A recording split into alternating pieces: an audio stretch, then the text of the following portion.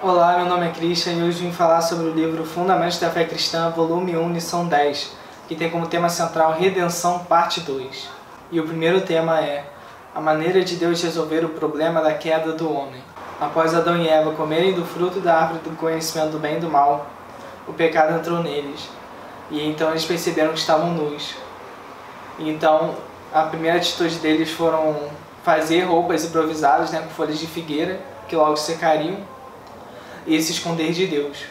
E por que eles se esconderam de Deus? Porque eles estavam com medo de Deus. Eles tinham medo de que Deus chegasse para eles para repreendê-los, para castigá-los, para condená-los. Porém, quando Deus chega a eles, ele pergunta: onde estás? Ou seja, ele não estava ali para condená-lo, mas para nem repreendê-lo, mas para... Ele estava buscando a presença do homem, ele queria estar com o homem. Então Adão diz a Deus que se escondeu porque estava nu.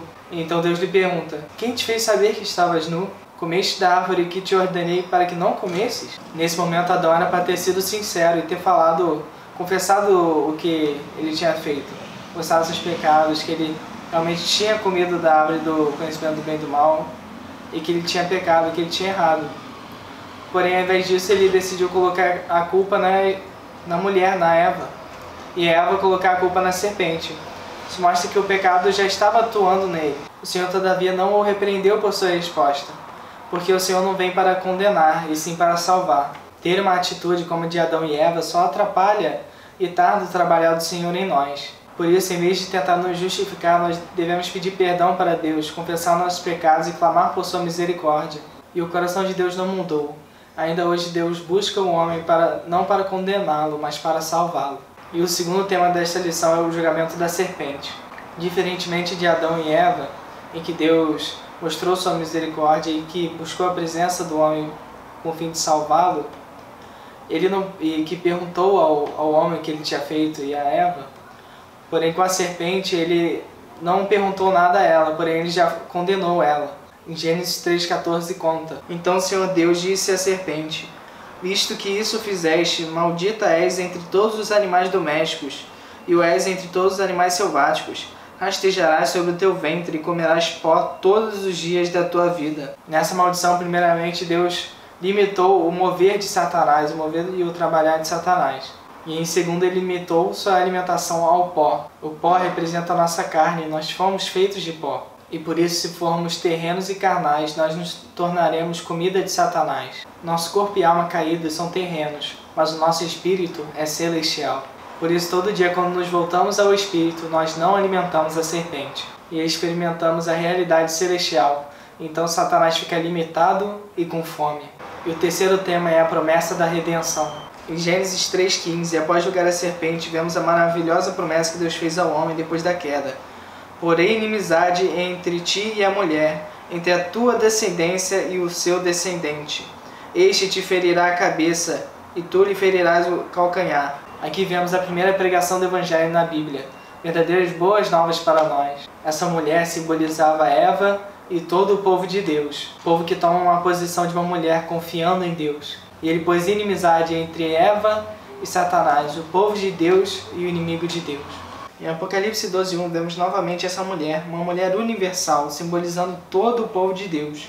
E nesse mesmo capítulo vemos o ódio do dragão, a antiga serpente, por ela. Em Apocalipse 12:1 vemos novamente essa mulher e o dragão, mostrando o ódio do dragão pelo povo de Deus e por ela. A descendência da serpente é o povo que segue Satanás. Em Mateus 3,7 eles são chamados de raça de víboras. E no capítulo 13, versículo 38, eles são chamados de filhos do maligno. E por fim, o descendente da mulher é o Senhor Jesus. O Senhor Jesus, o descendente da mulher, feriu a cabeça da serpente na cruz, enquanto a serpente cravou os pés de Jesus na cruz. De acordo com Hebreus 2,14 e 1 João 3,8, o Senhor destruiu Satanás, é aquele que tem o poder da morte. E o ponto central de Gênesis 3,15 é que o descendente da mulher, o Senhor Jesus, destruiria Satanás na cruz. Essa era a boa nova de Deus para ela e para toda a humanidade. E o quarto tema desta lição é a redenção antecipada.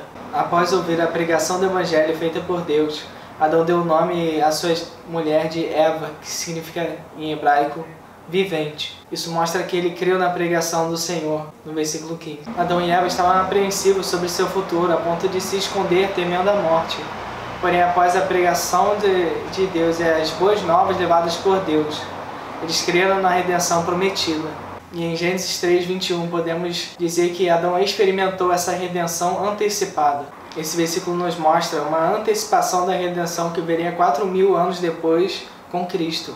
Antes do versículo 21, Adão e Eva ainda tinham problemas com a sua vestimenta, pois estavam vestidos de folhas de figueira, que logo secariam, mostrando sua nudez. As folhas representam a obra humana de tentar se esconder de Deus, de encobrir seus pecados. Precisamos entender que a nossa solução para a nossa vida nunca será melhor que a solução que Deus nos dá. Podemos ver isso pelo modo como o Senhor agiu com relação à vestimenta de Adão e Eva, no versículo 21 de Gênesis 3. Fez o Senhor Deus vestimenta de peles para Adão e sua mulher, e os vestiu. Na Bíblia, as vestes representam a justiça, a nossa justiça, conforme vemos em Apocalipse 19:8. Pois lhe foi dado vestir-se de linho finíssimo, resplandecente e puro, porque o linho finíssimo são os atos de justiça dos santos. Em Isaías 64:6 mostra a nossa real condição ao comparar nossa justiça com uma folha que murcha. Mas todos nós somos como o imundo, e todas as nossas justiças como o trapo da imundícia. Todos nós murchamos como a folha, e as nossas iniquidades como um vento nos arrebatam. Essa era a situação de Adão e Eva. Antes da queda eles não precisavam do sangue para redimi-lo, mas após a queda sim. Para cobrir a nudez deles, um cordeiro precisou ser sacrificado. Em Hebreus 9:22 diz que sem derramamento de sangue não há remissão. Em João 1:29 mostra-nos que Cristo é o Cordeiro de Deus que tira o pecado do mundo. Por fim, Apocalipse 13:8 diz-nos: aqueles cujos nomes não foram escritos no livro da vida do Cordeiro que foi morto desde a fundação do mundo. Se juntarmos esses trechos, veremos que o animal morto para vestir Adão e Eva simbolizava Cristo. Em seu plano eterno, Deus preordenou que após a queda do homem, Cristo cumpriria a redenção. Por isso, aos olhos de Deus, Cristo foi morto desde a fundação do mundo. E por isso podemos dizer que Adão experimentou essa redenção antecipada. Nós cremos que Cristo morreu por nós no passado, porém Adão e Eva creram que essa redenção seria cumprida no futuro. Amém? Essa foi a lição de hoje. Se você quiser saber mais, é só entrar no site www.arvoredavida.org.br e adquirir o livro Fundamentos da Fé Cristã, volume 1. Amém. Jesus é o nosso Senhor.